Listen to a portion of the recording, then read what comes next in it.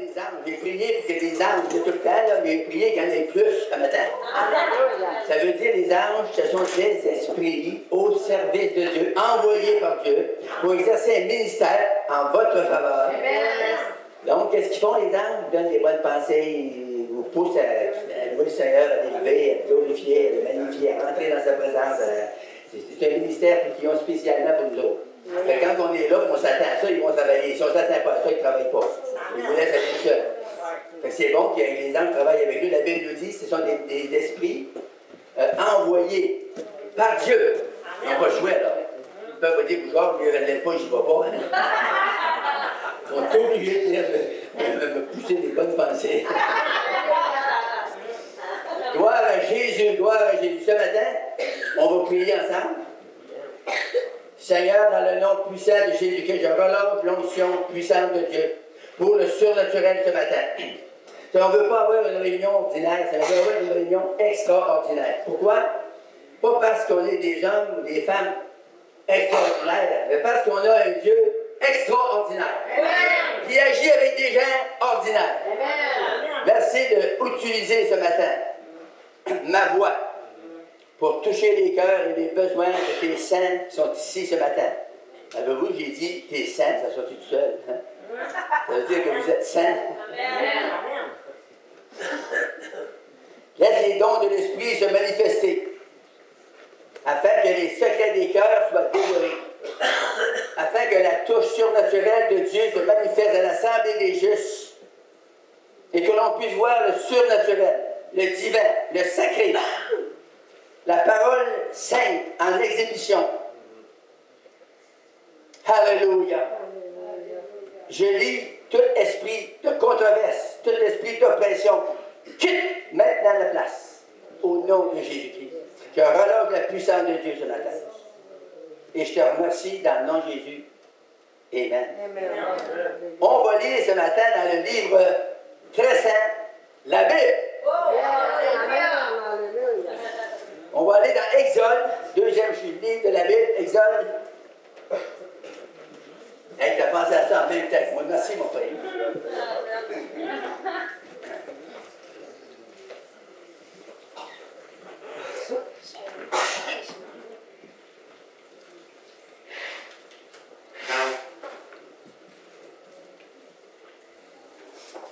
Alléluia. Exode 3, verset 1 à 103.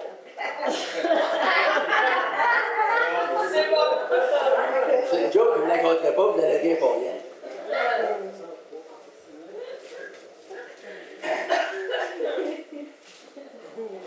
On va lire, vous me suivez, moi, quand j'arrêterai, vous arrêterez. Vous l'avez trouvé? Oui, amen. Alléluia. Voici ce que dit la Bible. Moïse faisait paître le troupeau de Jéthro, son beau-père, sacrificateur de Madian. Il monta le troupeau derrière le désert. Parce que dans le désert, le troupeau ne peut pas vivre. Il n'y a rien. Et vint à la montagne de Dieu à Horeb. L'ange de l'Éternel lui apparut dans une flamme de feu au milieu d'un buisson. Moïse regarda. Et voici, le buisson était tout en feu. Et le buisson ne se consumait point. Ça mérite une réflexion, hein? Ouais. Un buisson, c'est un arbuste dans la race des épineux. C'est comme un sapin, là. Ça ne vient jamais bien plus haut que 3-4 pieds de haut, là. Ça s'étend. Le feu était pris dedans. Il y a beaucoup de monde qui a posé là, sans doute. Ils ont vu qu'il y a une flamme un buisson qui brûle, un buisson qui brûle. Ils ont continué. Mais Moïse, il a vu ça, lui aussi. Wow! C'est drôle, hein? Il y a un buisson, c'est prime, là. Comme du sapin, on mettait le feu, ça brûle, hein? Il a dit, comment c'est ça qu'il brûle, puis il ne se consume pas. Ça a attiré son attention. Un matin, je voudrais attirer votre attention. Avec le feu! Le feu de Dieu! Le feu de Dieu, en même temps, je voudrais tirer une pensée qui vient dans une tête d'un Gaspésien ce matin. Le feu de Dieu, ça ne consomme pas, ça raffine. C'est quelque chose, hein? Moi, quand j'ai reçu le baptême de feu, ça m'a raffiné, ma femme n'en revenait pas. C'est une autre affaire. Donc, Moïse dit, moi, je veux me détourner. Et je veux voir quelle est cette grande vision. Alléluia. Et pourquoi le buisson ne se consume point? Ça l'a agacé cet homme. Pourquoi? Parce qu'il voulait en savoir plus. Il voyait qu'il y avait du surnaturel là-dedans. C'est pas normal, c'est pas naturel qu'un petit arbre épineux qui est en feu, puis la flamme monte dedans tout le temps, mais il ne se consume pas. Fait que Moïse dit, waouh, il y a quelque chose là-dedans. Il dit, il fallait voir. L'Éternel vit qu'il se détournait pour voir. Dieu vous voit ce matin, chacun de vous. Et Dieu veut voir si vous allez vous détourner vers les choses spirituelles. Il veut voir si vous allez essayer de voir Jésus ce matin. Essayez de voir la puissance surnaturelle de Dieu dans l'assemblée ce matin. Dieu parlait, Dieu peut parler, Dieu veut parler. À travers vous qui dites non, c'est vous. Dieu veut vous parler. Puis il veut que vous parlez aussi.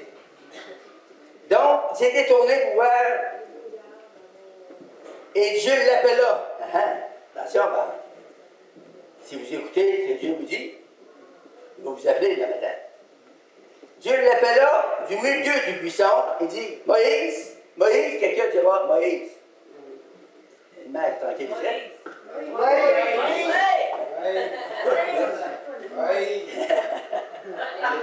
je veux vous participer. Moïse, Moïse, il répondit, me voici. Quelqu'un dira, me voici. Alléluia. Dieu veut des hommes et des femmes de Dieu qui sont prêts à dire, Seigneur, me voici. Alléluia. Plusieurs hommes de Dieu dans la Bible ont dit ça au Seigneur quand Dieu les a appelés. Jérémie a dit la même chose. Me voici. Ésaïe a dit la même chose. Me voici. Qui apparaît? Me voici. Alléluia. Dieu dit, n'approche pas d'ici. Wow, attention là. Ôte tes souliers de tes pieds. Pourquoi? Quelqu'un dira, pourquoi? Ôte tes souliers de tes pieds, car le lieu sur lequel tu te tiens, c'est une terre sainte. La nôtre, notre terre sainte, c'est le salut par la grâce que Dieu nous a donné quand on a accepté Jésus-Christ. On a sorti dans le monde, on marchait tout croche, on marchait n'importe comment. Comment dira, amen à ça. Moi, j'étais le plus croche de Saint-Moïse. Quand j'étais sauvé, j'étais obligé de changer de souliers. Comprenez-moi bien. Je n'ai pas changé littéralement de souliers. J'ai ôté la vieille manière de marcher, c'est ça que ça veut dire. Il faut arrêter de marcher de la vieille manière. La manière humaine, charnelle, mondaine. C'est pour ça qu'il a dit, ôte tes souliers là. Là, t'arrives d'une terre sainte. T'arrives sur le terrain de Dieu. Quand on vient en Jésus-Christ, on rentre sur le terrain de Dieu. On ne peut pas marcher toujours de la même manière. Il y a des chrétiens qui ne changent pas de marche. Ils marchent tout le temps tout croche. Bois-tu un bord, bois-tu l'autre. Bois-tu un bord, bois-tu l'autre. On dirait qu'il boit du deux pieds. Il ne change jamais. Dieu veut qu'on change. Nous, on ne peut pas changer. Nous-mêmes, on ne peut pas changer. Moi, j'ai enseigné, là, je vous dirais, là, j'ai fait des efforts presque surhumains. Puis il n'y a rien qui changeait. Quand j'ai essayé d'arrêter de fumer, j'ai essayé au moins 10 fois. Seul. Je faisais des efforts, j'étais sincère. J'étais sincèrement dans l'erreur. Je n'étais pas délivré. Ma mère, des fois, là, elle allait me chercher des cigarettes. C'était fun avec ça. Les chiens s'envolaient dans le maison des chats. J'étais marabout quand je ne fumais pas, j'étais enragé. Pourtant, ça fait 64 ans que je ne fume plus. Alléluia! J'ai changé de paire de souliers. Il faut qu'on ôte cette vieille paire de souliers, qu'on marchait dans le monde et qu'on arrête des souliers divins. Qu'on marche avec le zèle que donne l'évangile de paix. Ça veut dire la préparation de l'évangile. Quand on est sauvé, on n'est plus capable de faire ce qu'on faisait avant. Êtes-vous capable de dire oui à ça? Moi, là, j'étais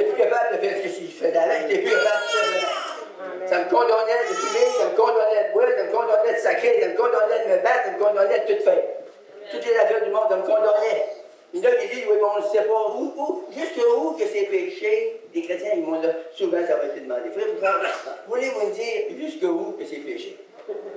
Par exemple, dans les années 70, les femmes avaient les robes ici. N'as-tu qui se rappelle de ça? C'est du monde jeune, c'est ça? Puis, les femmes, ils venaient me voir, parce qu'on prêchait, des fois, on touchait ça. Et puis, ils venaient me voir, ils disaient, Frère Bouchard, voulez-vous nous dire jusqu'où qu'on met la robe? Bien là, il y a des salariés qui m'avaient demandé ça avec juste une ceinture. Il dit, tu ôtes ta ceinture, puis tu te restes une robe. C'est clair. Non, mais trouvez-vous que ça a du bon sens? Quand c'est péché, là, la Bible dit que le Saint-Esprit témoigne à notre esprit qu'on est des enfants de Dieu. On n'est plus des enfants du monde. On n'est plus des enfants du diable. Donc, si vous faites des actes du diable ou des actes mondains, ça doit vous parler dans votre esprit, à vous. Ça, c'est absolument vrai, c'est biblique pour ça. La Bible dit l'esprit renvoie à notre esprit qu'on est enfant de Dieu. Il y a des gens, quand je dis ça, ils ont surpris en tombant à terre, ils disent, jamais entendu rien, moi. Peut-être que tu n'es pas né de nouveau. Si tu es né de nouveau, tu as l'esprit de Christ en toi. Ça ne veut pas dire que tu es parfait, là. Parce que tu as encore de la chair. Tu sais, quand on est sauvé, on tombe avec deux natures. Avant, on avait la vieille nature pourrie qui nous traînait toujours dans la boue. À ce moment, on a une nouvelle nature qui nous pousse dans le ciel. Mais on a dans le ciel aussi. Mais la nouvelle nature, la nature de Dieu en nous, doit nous avertir que ça c'est pas bon, ça c'est bon, ça c'est pas bon, ça c'est bon. Amen. Ton intelligence te dit quand tu vas au magasin pour acheter des affaires. Ça c'est des pommes, ça c'est du poison à mort. Fait que si tu prends les deux, tu peux mourir. Donc, ton intelligence te dit, les pommes c'est bon, mais le poison à mort, c'est pour tuer les rats. C'est clair, hein? Plus clair que ça. Alléluia. Au-dessus de tes pieds, car le lieu sur lequel tu te tiens, c'est une terre sainte. Ça veut dire qu'on entre dans la présence de Dieu. Alléluia. Ah, mais l'autre idée est bien. Ça doit être bonne. Quand vous venez dans l'église, vous ne faites pas ce que vous faites chez vous tout le temps. Vous avez une idée, hein? Pourquoi?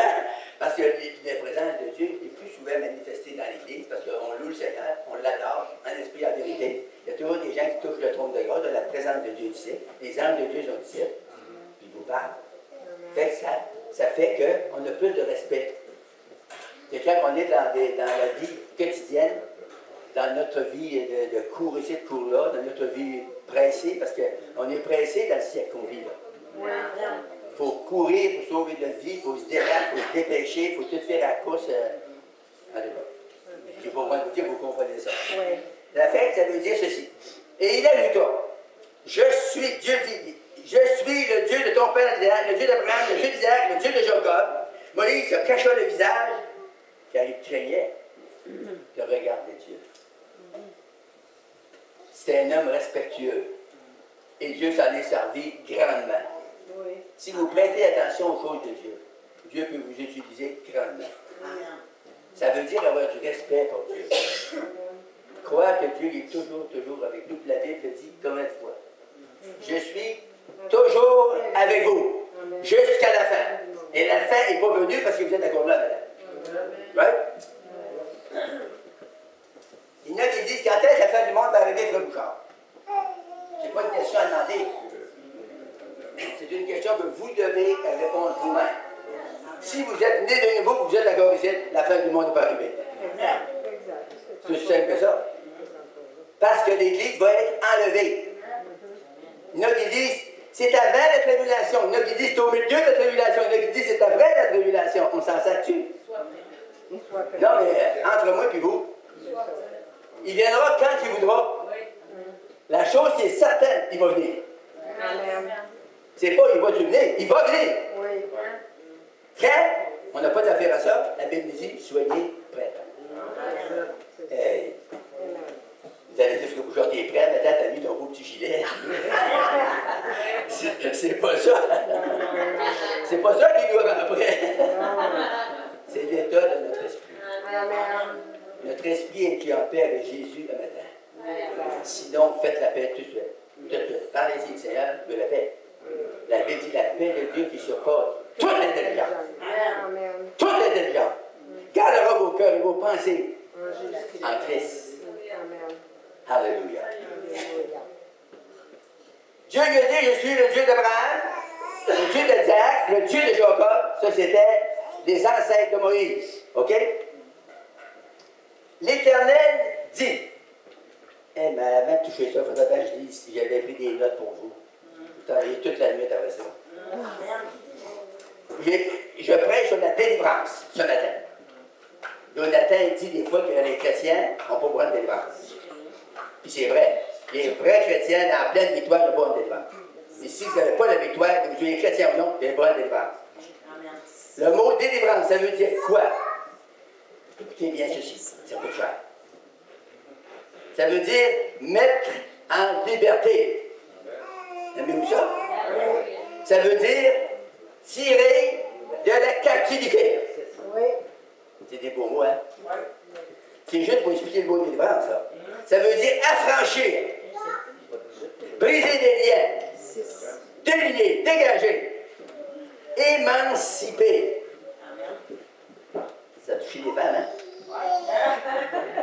Dans les années 50, 60, les femmes ont commencé à s'émanciper. Ils ont brisé les liens, celui à la maison qui fait des gâteaux pour les petits bébés. Ils ont dit, on va travailler, on va se gagner de l'argent, puis le mari va garder les enfants. Non, il n'est pas tout vrai, il y a du vrai. Bon, vous avez compris le mot émanciper. Ça veut dire délivrer. Délivrer, ça veut dire lâcher. Puis le dernier mot que j'ai trouvé additionnel à la mousse pour vous, c'est ceci. Ôter les fers. C'est ça que l'apôtre Pierre avait quand ils l'ont mis en prison, parce qu'il prêchait l'évangile de Jésus-Christ. Ils l'ont mis dans la prison, dans les portes en arrière en plus. Ils ont mis des fers aux pieds. Ça, c'est des sept de fer, ils mettent autour des jambes avec une chaîne au milieu, une autre chaîne qui monte en haut, puis les deux mains attachées ici. Ça veut dire que tu ne sortiras pas là, dans le fond de la prison. Tu ne peux pas sortir. Mais dans la nuit, le Seigneur a dit à Pierre, on va le voir et tout. Dis-moi, je le pose partout. Suis-moi. Le Seigneur est parti de la prison, l'ange a dit à Pierre, suis-moi, il le pose partout. Pierre ne savait même pas ce qui se passait, il pensait rêver. Il dit, voyons. Ben là, ça se peut pas. Il va en arrière de la langue, les portes se rouvrent. Donc les liens, première affaire, les liens ont tombé. Ouais. Les fers ont tombé, pouf, à terre. Voyons, les fers sont tombés, et puis plus de fer. Suivez l'ange. La Bible dit les portes sont ouvertes. De même! Ouais. C'est pas les portes sont ouvertes de même. C'est l'ange de l'Éternel qui était là qui ouvrait les portes. Dieu peut ouvrir des portes pour vous. À partir de ce matin, ça peut changer.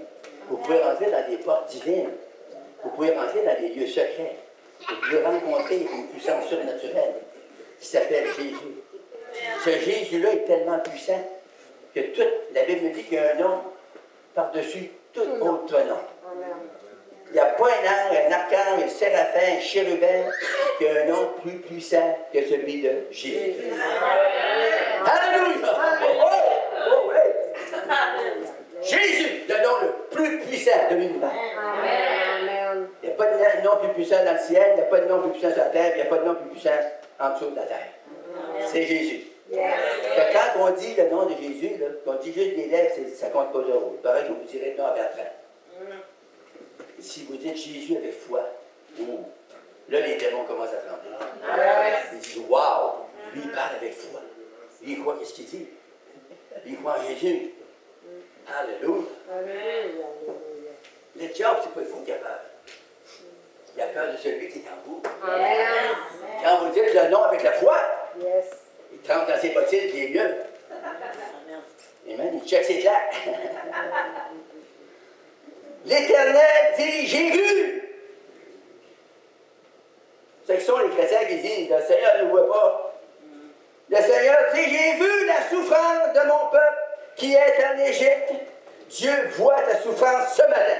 Amen. Mon frère, ma soeur, écoute bien ceci. C'est un ainsi parle l'Éternel. Dieu voit de ses propres yeux ta souffrance ce matin, à l'instant même. Oh, madame Bouchard commence à sentir l'esprit, là. Feu! J'ai vu la souffrance de mon peuple qui est en Égypte. Et, écoutez bien, j'ai entendu. Alléluia. Dieu entend pas nos prières. Avez-vous déjà entendu ça? Moi, j'ai entendu ça toute ma vie par des chrétiens, des pentecôtistes, des apostoliques, des euchariens, des luthériens, des United. Toutes les liens, j'ai tout vu ça. Dieu ne répond pas. Dieu ne nous voit pas. Mais la Bible dit non. La Bible dit Dieu voit. Puis Dieu entend, il crie. Il n'entend pas les blablabla. Il n'entend pas quand tu parles mal de ton prochain. Puis il n'entend pas quand tu fais des prières, récites, des têtes, redites. Toujours la même affaire. Moi, j'ai connu un chrétien qui disait Alléluia. C'est un mot plus beau que ça, il n'y a pas, hein? Alléluia, ça veut dire louer l'éternel. Le chrétien, il avait prêté 50 000 piastres à l'église pour acheter l'église. Ça, c'est pas ici, là. Vous pensez à d'autres églises, pas ici à la RLB, c'est une autre place. Puis le chrétien était dans la réunion de prière. Puis le monde disait, c'est-tu un bon chrétien? Il était à genoux, puis il disait, il ne savait pas quoi dire, naturellement, il disait, Alléluia, Alléluia, Alléluia, Alléluia. Quand on serait fatigué, vous me direz, Alléluia. Moi, j'allais dans la réunion de prière, il me disait, mais mon Dieu, il pourrait te dire un autre mot. C'est beau, Alléluia, comme ça. Mais si tu me dis ça, ça envoie dans les oreilles. Ouais, mais mieux tu chantes, tu sais, gloire à Dieu. Savez-vous pourquoi? L'esprit m'a dit, ben non, il attend son 50 000 piastres. Il faut s'en aller. Puis tant qu'il est là, il faut bien qu'il dise de quoi, puis il ne sait pas te saisir, il dit Alléluia. Vous pouvez dire, attends, Alléluia. Ça vient de votre cœur 100%. C'est un beau mot. C'est un mot qui glorifie le Seigneur. Oui. Et si vous me dites ça 100 fois, maintenant, je pense qu'on va prendre des diacres, on va vous faire mettre dehors.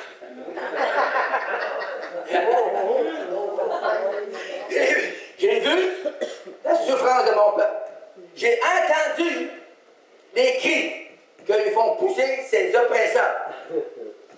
Car, quelqu'un dira, car je connais ces douleurs. Alléluia. Hey, c'est quelque chose, là. Si vous dites que Dieu n'entend pas, là, il voit, il entend, il connaît ton besoin ce matin, et en plus, quelqu'un dira en plus. Il dit, je suis descendu pour le délivrer. Merci Seigneur, alléluia. S'il descend, il va aller où? On ne criera pas qu'il descende, il est déjà descendu, bonne nouvelle pour vous, à la Pentecôte. Le jour de la Pentecôte. Amen. Ils étaient tous ensemble dans un même lieu. Il en restait 120.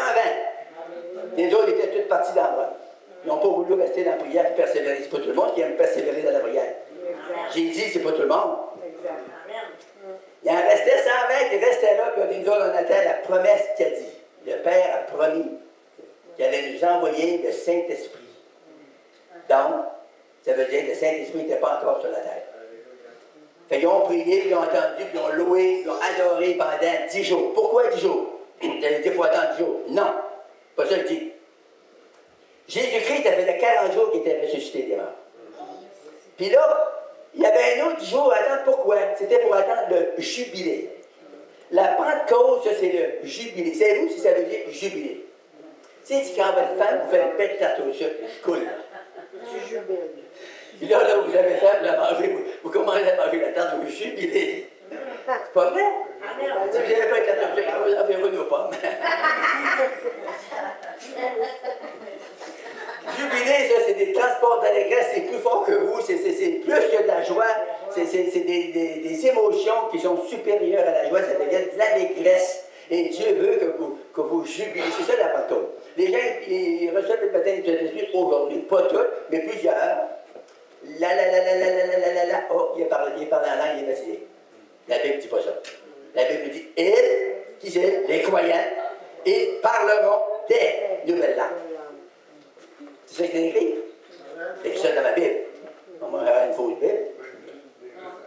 Alors, on doit s'exercer quand elle a commencé à l'année, peux changer après. Ta, ta, ta, ta, ta. Tu peux changer la momie. Est-ce que tu me comprends? Qu'est-ce que je veux dire? En te faisant rire, je veux que tu comprennes. Je suis descendu pour le délivrer.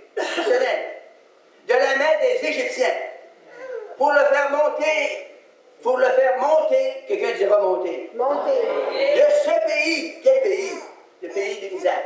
Le pays des Égyptiens, le pays mondain, dans lequel beaucoup vivent aujourd'hui, qui ont beaucoup de misère. Le monde, il y a tellement de misère dans le monde aujourd'hui. Je n'ai pas besoin de vous faire un message là-dessus. Vous savez que tout le monde sont pris avec la détresse, la dépression, l'oppression, l'obsession démoniaque. Comme il y a dans des possessions. Tout ce qui est rond, le monde est tout aujourd'hui par ça. Vous allez dans les hôpitaux, c'est plein, il n'y a plus un lit. Vous allez dans le corridor, c'est plein de malades. Tout le monde sont malades. Donc, dites-moi pas que le monde est en bonne santé. Partout où on rencontre du monde sont malades. Les statistiques médicales disent que 85% de la population sont malades. Ça veut dire que quand on va prier pour les gens dans la rue ou dans les centres d'achat ou dans les parcs, ça veut dire que il y en a 8 sur 10 qui vont vous dire qu'ils sont malades. C'est beaucoup, hein? C'est à peu près ça. On a envoyé un présentant. Non, moi je suis correct. Mais tout le monde sont malades. On a-tu de l'ouvrage à faire? Le Seigneur il a dit à nous, à vous et à moi, il dit allez, annoncez la bonne nouvelle. Allez, guérissez les malades. Il n'a pas dit de prier pour les malades. Il dit allez, puis guérissez les malades. Avez-vous compris? Oui. Il a dit allez, puis chassez les démons. Il dit qu'il prie pour les démons. Waouh, ils n'ont pas de résultat non plus, vous n'aurez jamais. La Bible ne dit pas de prier pour. Il dit de les chasser. Puis il dit purifiez les lépreux. Une job de monde, il n'y a pas ici.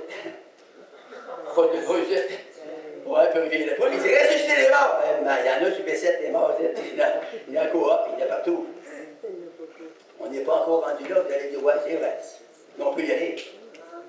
Moi, j'ai vu des morts ressuscités. Une fois, j'ai vu à la télé un gars qui est mort, il était mort le matin, il devait aller se prêcher le soir. Il y avait 2 autres pasteurs qui restaient avec, il y avait la foi qui allait le ressusciter. Puis pendant que l'évangéliste prêchait, on attendait prêcher, là, il y avait juste un mur qui séparait un rideau. Et puis, les 2 pasteurs étaient juste en avant, ils étaient couchés d'un bras encore. Il fait déjà louer le Seigneur. Merci Seigneur de la résurrection. Alléluia. Oh, gloire à Dieu. Merci Seigneur, tu vas le ressusciter. Et tout d'un coup, la mort a commencé à souffler. On a vu son estomac. Il a commencé à respirer. Ça vous semble-tu étrange que Dieu ressuscite les morts? C'est rien pour lui, c'est une pinotte pour lui. C'est comme vous autres prendre votre esprit. Ça vient automatiquement. Ressusciter les morts, Seigneur, il peut ressusciter ça comme ça. Qu'est-ce qu'il y a qu'on n'en voit pas? C'est notre petite foi qui étouffe la puissance de Dieu. C'est les doutes qui viennent dans nos petites oreilles, qui neutralisent la foi que vous avez. Dites-moi pas que vous n'avez pas la foi si vous êtes sauvé. Vous avez la foi. Amen. Il faut que cette foi-là soit activée. Yes. Elle va être activée comment? En la mettant en pratique, en l'exerçant. Et puis, c'est sûr que quand vous commencez, vous ne verrez peut-être pas des grosses choses de même, mais si vous pratiquez votre foi, puis vous essayez de bloquer les doutes qui vont venir. Les doutes, ça vient dans l'oreille, ça. La foi, c'est dans le cœur. La foi de la tête, c'est ça. Ça ressuscitera jamais les morts. Mais la foi du cœur, ça grossit, ça grandit. C'est comme un muscle, la gueule de moi, par exemple. Avant, j'avais des petits muscles. Mais après, j'ai commencé à faire de la culture physique, regardez ça.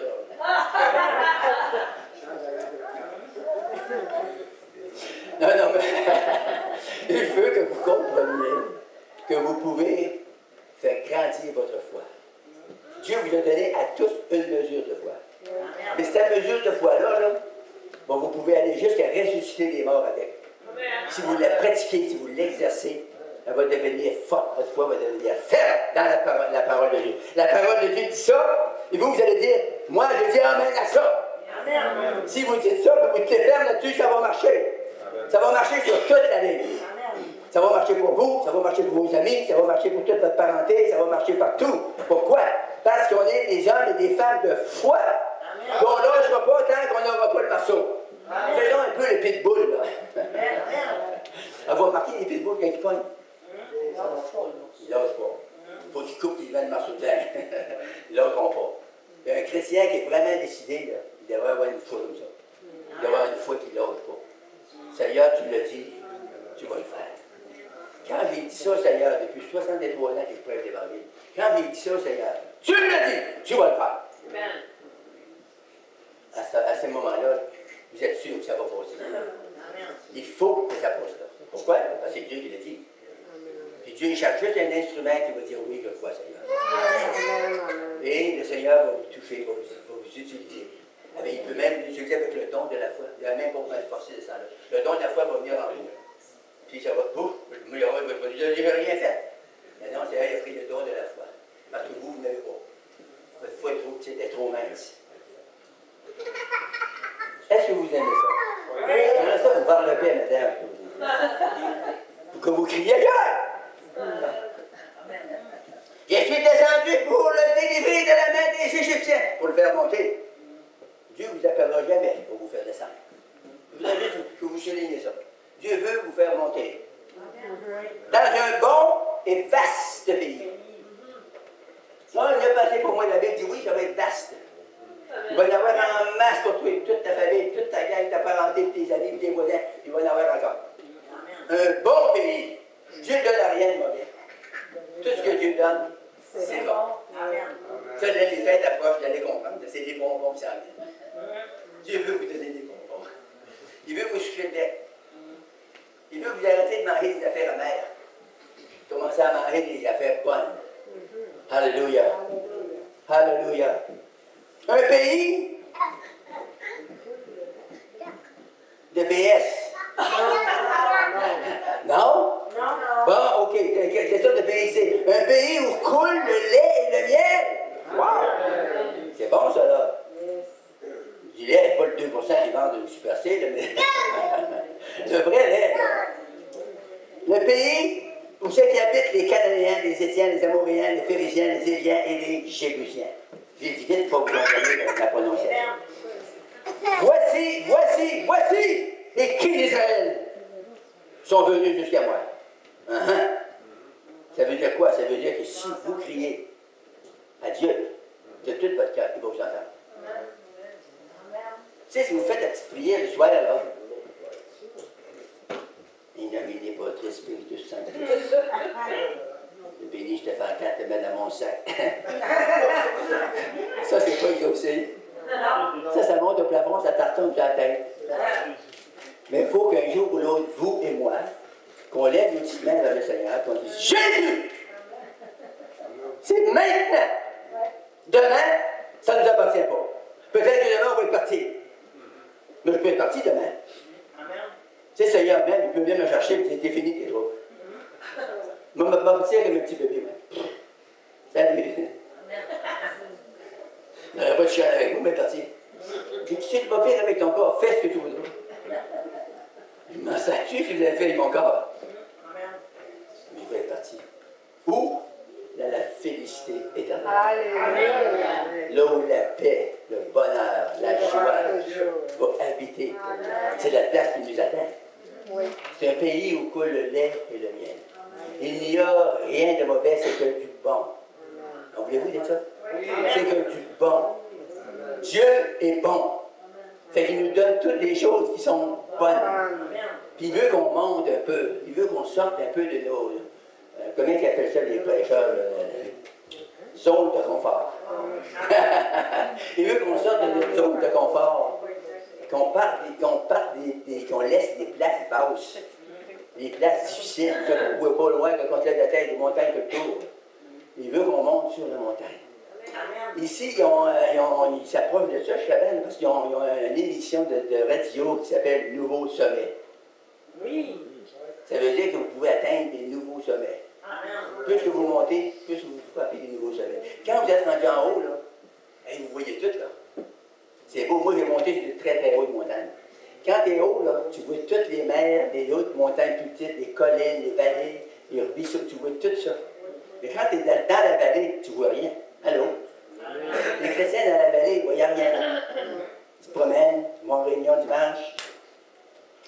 Ils disent, dans le Seigneur, une bonne réunion matin. Dimanche ensuite, on retourne à la réunion, 6 Seigneur, une bonne réunion matin. Ils vont de même un an, disent, 6 Seigneur, on a des bonnes réunions. C'est la sœur Poulin qui conduit les chants le matin, c'était bon.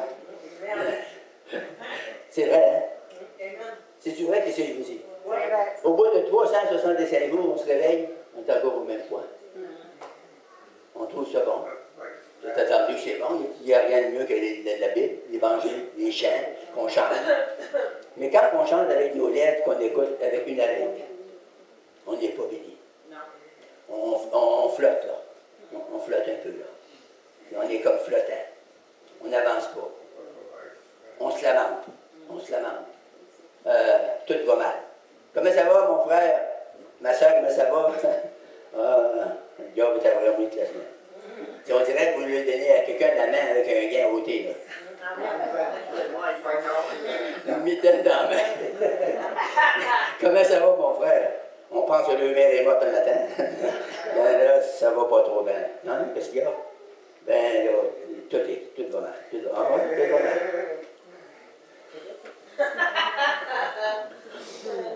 Hey! Oh, les gars, alléluia! Avez-vous ça donner la main à quelqu'un qui gosse un peu? Oh, les gars! Là, des fois, je serrais la main à celle des femmes qui disent hey, tu me fais mal! Je ne pensais pas. Je ne pensais pas. Moi, quand je donne la main, les traitements sortent. Il faut que le monde sache que je suis là encore. Oh, oui! Alléluia! J'ai descendu, dit l'Éternel. Pour te délivrer. Quand Dieu descend, quand Dieu se manifeste sur vous, il y a quelque chose à faire. Ouvrons nos cœurs. Seigneur, délivre-moi. Il y en a qui disent, j'ai rien à délivrer. Ben, reste non livré. On a toujours de quoi délivrer. Hey, ça fait, moi, 43 ans, je suis marié. Je me pensais parfait. Mais ma femme a dit, t'as encore ça. Elle m'en trouve beaucoup. Et quand elle a fini, j'ai dit, ben, mon Dieu, arrête.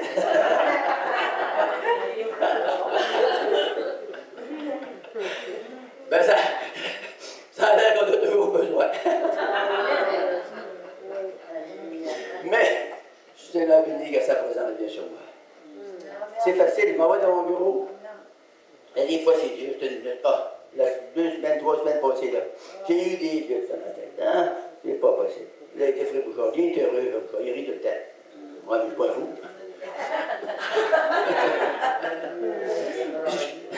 Et je ris, oui. C'est vrai que je ris. Mais des fois, j'avais envie de pleurer aussi. Quand les combats viennent, ça vient, c'est des démons. C'est des mauvais esprits. Des fois, on ne détecte pas ça tout de suite. Ça vient par une petite tristesse, puis des affaires vont mal. Des affaires qui vont mal dans la vie. Pas toujours bien, là. Des fois, il te manque des affaires, il te manque ci, il te manque ça, puis ça corse, les affaires se corsent, puis on pense à ça, puis si tu vas faire pour t'en sortir, alors que t'es là, t'es ci, t'es ça. Tu sais, les lions vont attaquer les lieux comme les vannes. Il y en a qui disent, oh, il t'aveugle comment ça tombe, pas de s'inquiéter. Mais quand même, tu arrives, viens sur le bord de la tombe, tu dois t'inquiéter pareil. Tu vas penser que la tombe peut défoncer, puis qu'il y a l'air.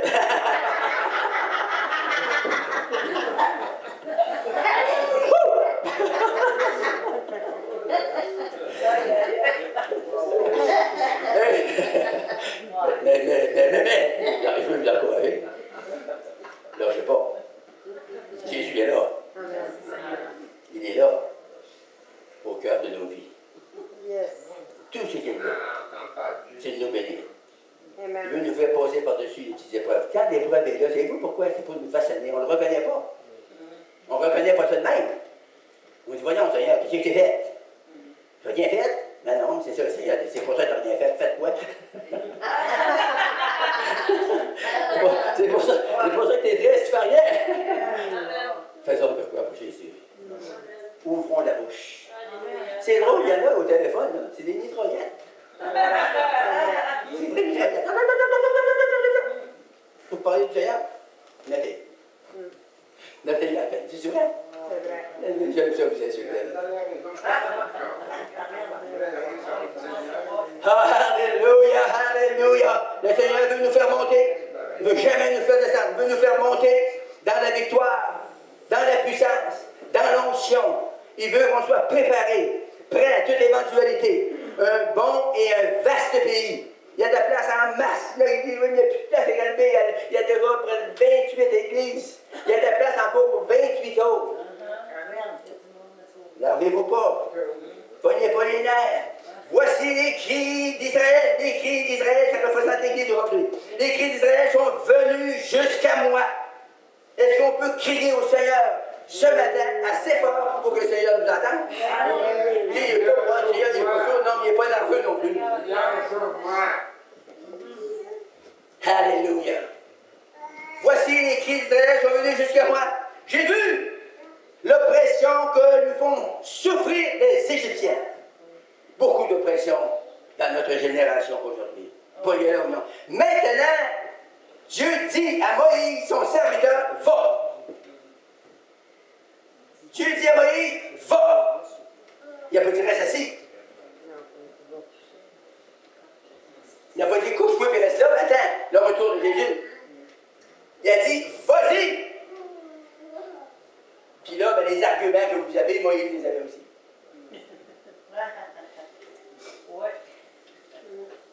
Je t'enverrai vers Pharaon et tu feras sortir mon peuple. Hein? Moi? Moi non. Je n'ai pas été économique. Je ne suis pas instruit. Je n'ai pas la parole facile. J'ai de la misère à parler. Et puis Moïse en met tous ces arguments-là. Mais le Seigneur n'a pas dit à rien à qui tu vas. Il dit, je suis avec toi. Hey, tu es un grand homme de Dieu, Moïse. Oui, mais Seigneur, oui, mais là, il va aller lui dire. Il va aller lui dire que le Dieu d'Israël est apparu et il m'a dit de vous faire sortir de l'Égypte. Hey, il me croit jamais. Oui, mais le Seigneur dit, oui, mais moi, il est avec toi, moi. Oui. Mais t'es avec toi. Oui, mais Seigneur, tu sais que je vais y aller, hein. Ça ne peut pas parler facile. Oui, mais je vais être avec toi. C'est lui qui a créé la langue, mais tu sais pas, l'a fait parler. Moïse a tout amené les arguments que vous avez posés à votre esprit. Qui suis-je? C'est dans votre cœur, vous dites la même affaire. Qu'est-ce que je suis pour faire ça? Qu'est-ce que je suis pour venir réveiller dans la ville de Granby ou dans la province de Québec? Qu'est-ce que je suis? Qui suis-je? Pourquoi? Pourquoi vous dites ça? La Bible dit tout est possible à celui qui croit. La Bible dit rien n'est impossible à Dieu. Qu'est-ce qu'on fait, ces versets-là? Vous arrachez les pages. Tout est possible à celui qui croit. Qu'est-ce qu'il fait? Il n'arrive à rien, c'est pas que vous faites rien. On fait rien, moi pareil, on fait pas assez de quoi. Moïse a dit, qui suis-je? Pour aller vers Pharaon, pour faire sortir l'Égypte et les enfants d'Israël. Dieu dit, je serai avec toi. Ceci sera pour toi un signe. Voici le signe. Dieu est avec nous. Alléluia. Et tu diras que c'est moi qui t'envoie. Quand tu auras fait sortir le peuple, vous servirez Dieu sur la montagne. Allô? Toujours en haut. Toujours plus haut. Sur la montagne, le Seigneur dit. Moïse dit à Dieu, j'irai donc vers les enfants d'Israël, puis je vais leur dire, le Dieu de mes pères m'envoie vers vous. Puis, s'il me demande quel est son nom, je vais rester la bête, je ne sais même pas ton nom. Qu'est-ce que je vais dire, moi, là? Ben, tu leur répondais, non, que leur répondrai-je? Et Dieu dit à Moïse, je suis celui qui suis. C'est pas dur à dire. Et qui son nom? Il s'appelle Je suis. Ça veut dire quoi, ça? Ça veut dire qu'il est là. Check tes claques. Prépare-toi. Il est là. Oh oui! Alléluia! Et il ajouta, c'est ainsi que tu répondras aux enfants d'Israël, celui qui s'appelle Je suis m'a envoyé vers vous. Alléluia! Celui qui s'appelle Je suis, aujourd'hui, ils ont trouvé son nom. Il s'appelle Jésus. Quand vous dites Jésus, tout le monde sait à qui vous appartenez. Le monde sait que ça vient Jésus. Ça ne vient pas de la terre, ça vient d'en haut. Jésus, ça veut dire Dieu avec nous. Alléluia. Emmanuel, Dieu avec nous. En plus, la grâce qu'on a dans le Nouveau Testament, dans la Nouvelle Alliance, il n'est pas seulement avec nous, il est en nous.